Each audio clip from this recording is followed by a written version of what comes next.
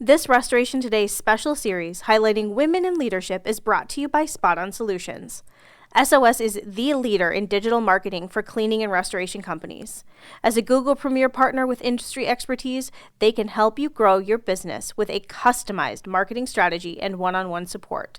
Visit spotonsolutions.com now for a free strategy session.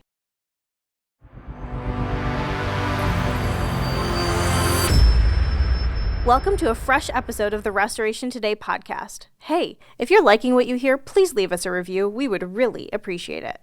Hello there. Thanks for checking out this episode of the Restoration Today podcast. Today, I am very excited to be joined by Sherry Rose, who is the COO of Restoration 1. And if you haven't heard about Restoration 1 lately, you would be in the minority because they are everywhere. They are a fast-growing franchise. They are doing things differently.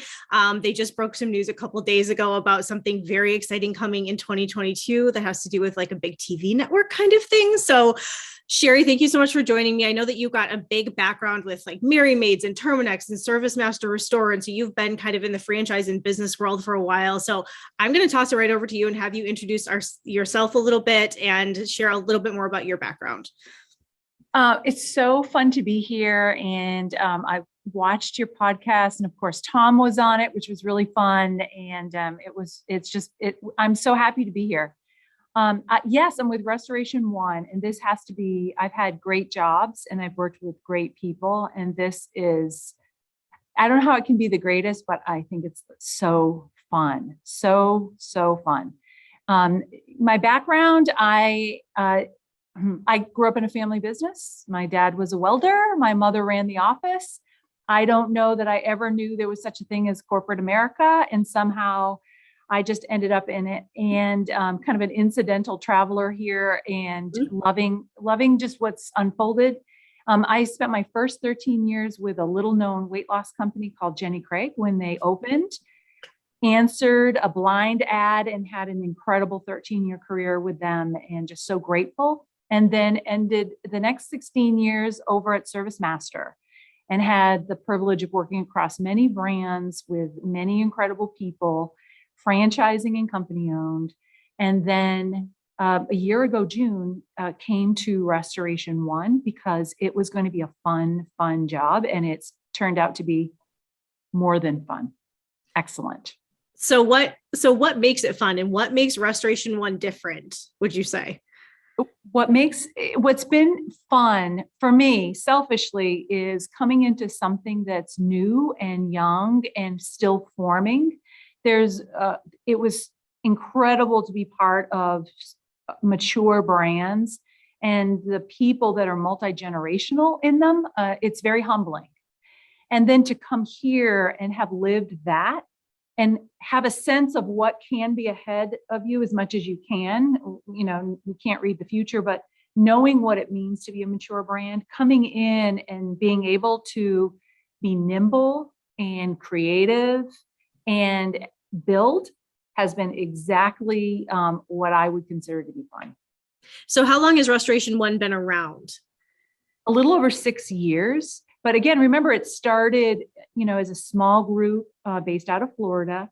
And so probably 4 or 5 years ago, maybe 3, 4 or 5 years ago, you started to see a real run up.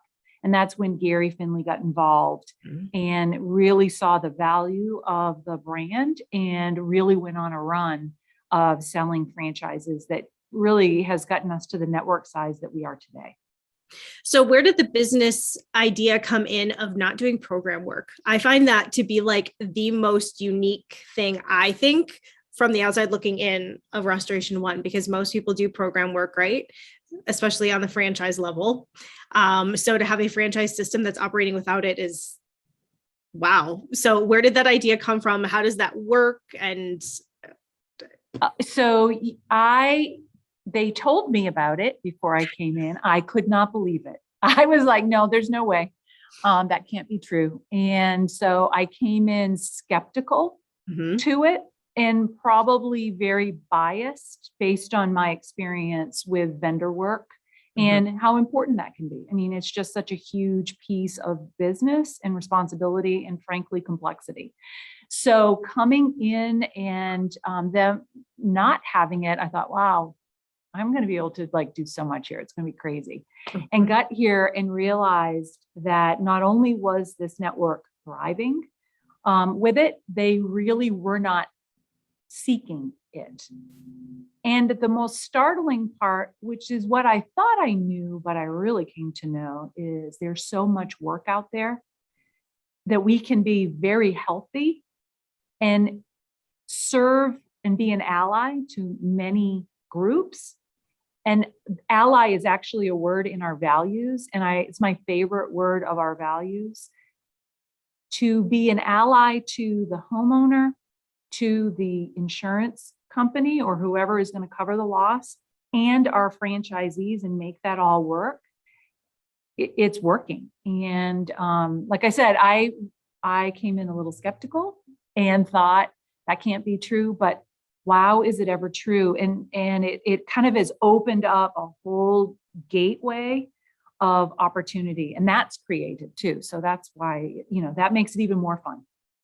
So I also know that Restoration One is big on teaching soft skills. I was just part of the RIA just did a technical conference, and one of the sessions was on helping project managers learn soft skills, right? Because that can be as important as knowing how to drive the structure. So why has Restoration One taken such a strong stance on soft skills, and how are you teaching those to new franchisees and how to use those for customers? I don't know that we've arrived very well yet at even a good answer. Okay. I would tell you we aspire to do that, Mm-hmm. and we have a long way to go. We're retrofitting a lot of training that will enable those things. But by virtue of being an ally, our franchisees and their employees have to be they really have to step up that game naturally. Mm-hmm. And so we see that, and we are really running to come alongside them and put more things in their hands that they can go ahead and do that faster. But that's my observation, is they kind of have to do that by virtue of the approach we're taking. And it leads us into different conversations with our franchisees, which is completely it's surprising to me sometimes. The things that we are addressing and talking about and learning are just different than the things that I may have been learning about in my past. Is there kind of a specific demographic that is being attracted or approaches you about opening a franchise, or is it across the board? Is it a lot of younger people that are new to business? Is it business owners? Is it retirees? What does that look like? We've got a smattering across a wide range, but I would say it's people that have come from business, mm-hmm. not always from restoration. Mm-hmm. And what is most interesting is even in our last class, half of them are converting from another franchise. Oh, so wow. I don't know what that means in our future. I don't necessarily, I'm not necessarily targeting that, but I think as word is getting out, mm-hmm. we're starting to notice an inquiry coming in from a person who may be a restorer and who's either looking to come in from being an independent, mm-hmm. but they didn't want to lose some of the independence, mm-hmm. or coming in from a group that may be very tied to vendor work. So that's just interesting to me. Those are some leading indicators. I wonder where that's going to take us. That is interesting. We're in a time where it's hard to stay competitive with all the M&A and companies buying up other companies, and announcements from Blue Sky this week and First Onsite, and everybody's buying like crazy. And so staying competitive is hard. You have to make good decisions on how to stay viable. I'm curious your take on the labor shortage and what maybe Restoration One does, or what you think restorers need to be doing to make sure that not even now, but into the future, we're attracting even future generations into the trades in here, so that we're not worse off a year from now than we are now, which would be terrible. We talked about this in our regional meetings because it's the top topic everywhere, right? In a lot of frustration around, I could be doing much more work if I had enough techs. And we had some really great sessions around the importance of culture and attracting and retaining and really how important culture is. Mhm. So I don't think there's a magic answer as to what's going to happen with labor. I think we're going to continually have this problem. And I think it's going to force us as business owners to face the facts that it matters, the culture inside your business. It just matters. And so going the extra mile to be a culture that listens and grows and develops is the difference. And even within our own network, you can go visit some of our franchise partners that you walk in and you know exactly why. Sure, they would love to hire more, but they've got an incredible team and Mhm. they've poured a lot into that. And I think there's no secret, quick answer bullet. I think it's the hard work of culture. Does Restoration One do anything across the board amongst all the branches to kind of create a cohesive culture amongst the Restoration One brand and what that looks like? That's a lot of the work we did this year around establishing our mission and values. And we have been, since our regional meetings mid-year, rolling those out. And I think that's going to keep sinking and sinking and sinking. Even this week, we had our whole staff in for a week of just what happened in 21, what are our plans for 22, and just team planning.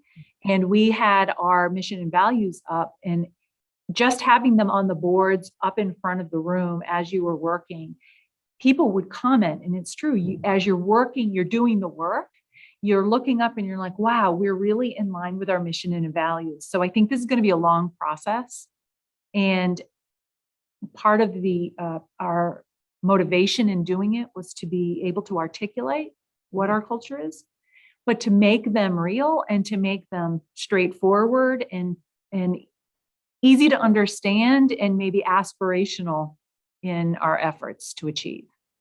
Perfect.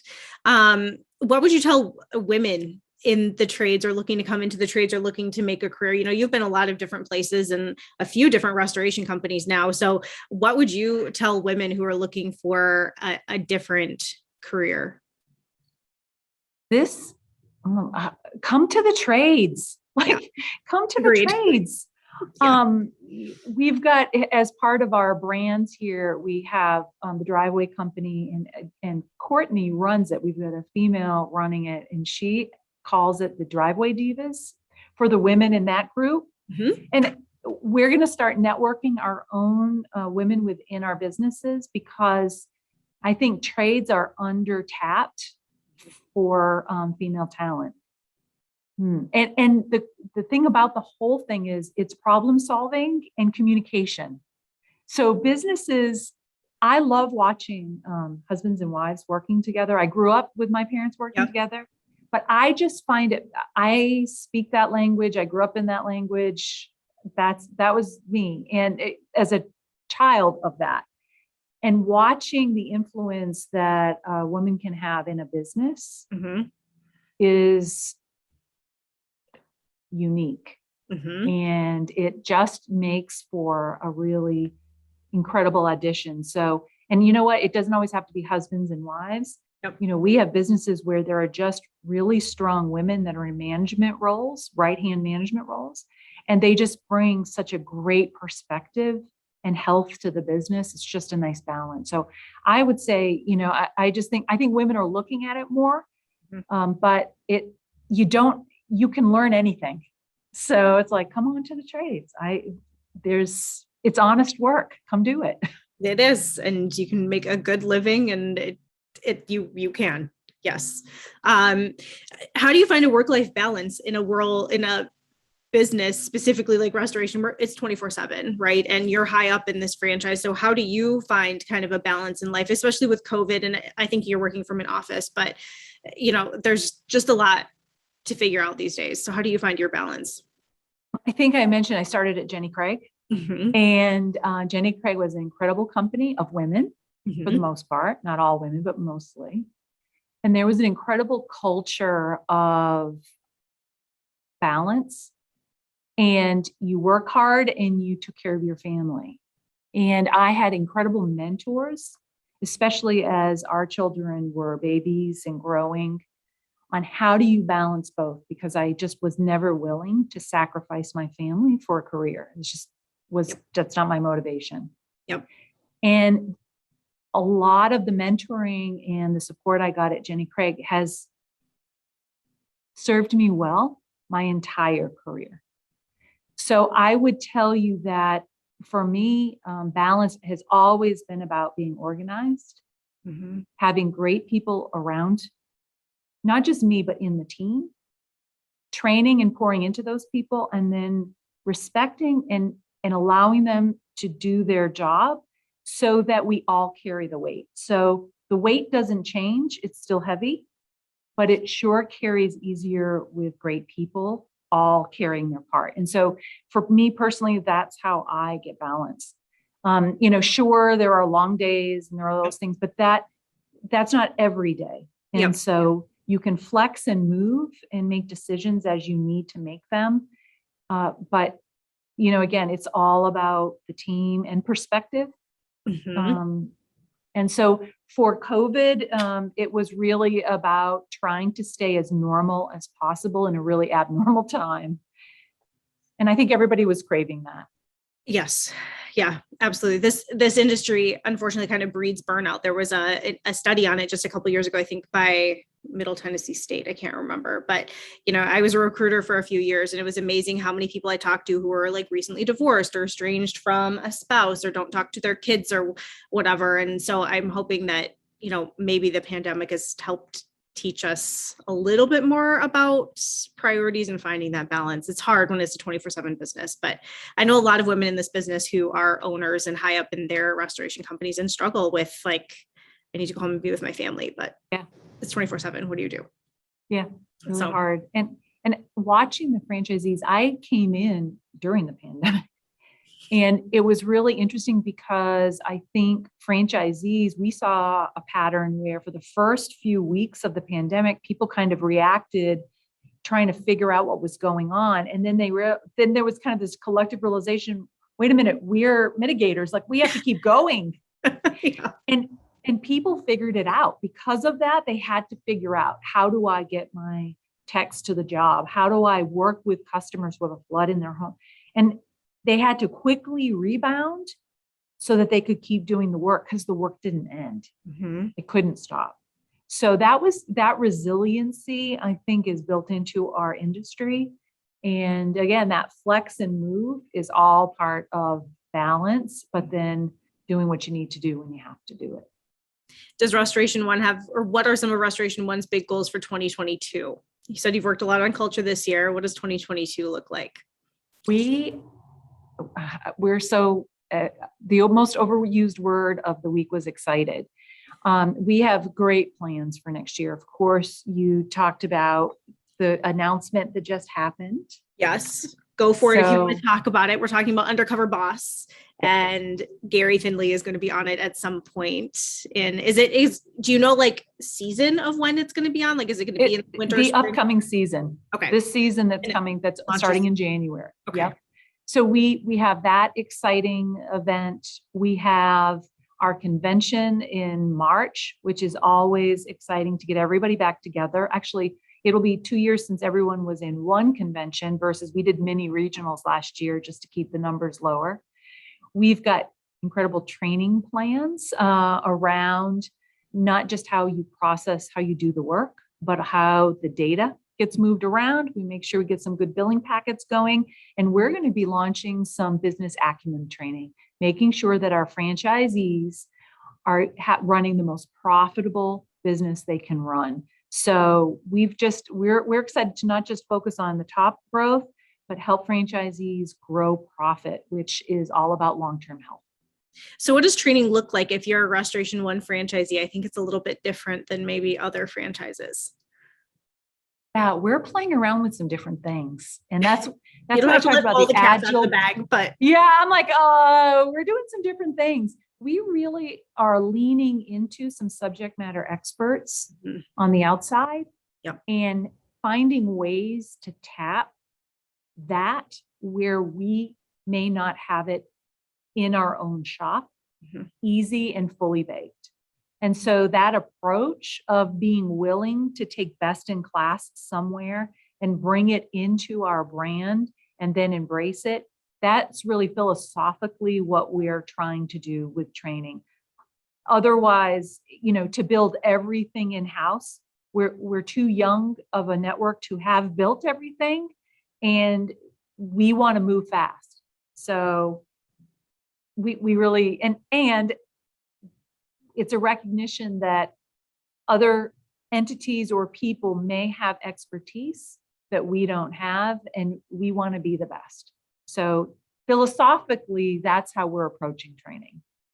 Do you have any like leadership experts, like do you like to read their books or podcasts or any other leadership kind of material you would recommend to other leaders in the industry that you love? That's really interesting. Right now we're doing, who do I like? That's a good question. I don't know. I'm a person that I read all the time, and selfishly, I have been in a dry spell with business books. So I've been stuck in World War II, frankly. And honestly, it's the stories of resilience that are really resonating the most to me. So right now, I've been about resilience and reading the political landscape about what's happening, understanding what's happening, and then making personal decisions about how you're going to respond to it. And some of them being scary decisions. And so for me, the one thing that keeps me up at night is every once in a while, you kind of sit up and you go, am I marching everybody off a cliff? Are they following me off a cliff? And then you have to kind of go back and you have to realize we're going to be the best by being resilient, but looking at what's happening around us, putting it all together, because it doesn't come out in a complete narration. And I think that's why I'm stuck with the French resistance in World War II, right? These French people in the countryside, things are happening all around them. They are getting bits and pieces. They can't see the whole thing, but they see enough. And then they make a decision to do something courageous where they are. So honestly, in my confession of not reading a business book, right now, that's where I've been stuck in World War II. I'm the same. People ask me the same question, and I very admittedly don't read business books. I have quite a few of them that people have gifted me, and I always blame it on the fact that I read articles all day for a living. And so I think by the end of the day, I could pick up a historical book for sure, but processing more anything that's not a fun read, I can't do it. I listen to podcasts somewhat, but fiction is where I'm at, or anything history. Well, then I finally found another person, because I think that's like the shame of being a businesswoman, right? He's like, what big book did you read? And I'm thinking, I just read Bonhoeffer, like Dietrich Bonhoeffer. It's a biography. Yeah. I think the last business book I fully read was Lean In by Sheryl Sandberg, and that would have been like 6 years ago. So here we are. It's fine. It's fine. Perfect. Okay. Anything else you think we should touch on? Anything we haven't talked about? Anything you want to talk about? No, whatever you think will be good for the podcast. Again, we're really excited, and the time you had with Tom, he's just Tom for me is an example of finding dynamic people that may be unique choice. Someone may not recognize them as somebody, and you kind of take a risk, but you're not really taking a risk. You're betting on someone who is not an unknown, but who has the raw talent and the vision and the energy. And it's like placing your bet on that racehorse. And that's been so fun to watch the network relate to that. So the podcast was fun to watch and listen to the questions and just observe. That has been really, really gratifying. It was really fun talking to him. He had been on, other podcasts, and I had heard excitement around him from other people. It was like his name started popping up everywhere. And I was like, okay, this is definitely somebody I need to talk to. And then I knew I needed to talk to you too, because I've seen your name around for forever. And this industry is so great with so many people. And so I'm always constantly like, I gotta meet more people. But anyway, perfect. Well, Sherry, thank you so much for your time. I really appreciate it. Hopefully I'll get to meet you in person at a show in 2022. I hope so too. That would be awesome. We'll make a Okay. date. For more Restoration Today, visit our website, cnrmagazine.com, or find us wherever you get your favorite podcasts.